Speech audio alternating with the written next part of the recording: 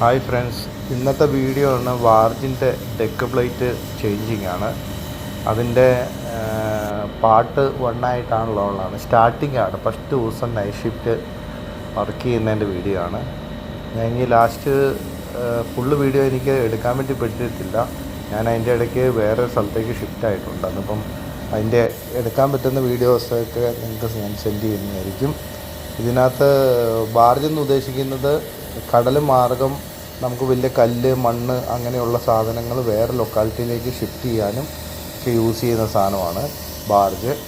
ഇതിനകത്ത് ഗുണം എന്നാന്ന് ചോദിച്ചു കഴിഞ്ഞാൽ നമുക്ക് കരമാർഗം കൊണ്ടുപോകുന്നേക്കാളും കൂടുതൽ ഒറ്റയടിക്ക് സാധനം ലോഡ് ചെയ്യാൻ വേണ്ടി പറ്റും.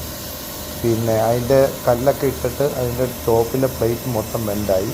അപ്പം അത് ചേഞ്ച് ആക്കാനുള്ള വർക്കാണ് നമ്മൾ ചെയ്യുന്നത്.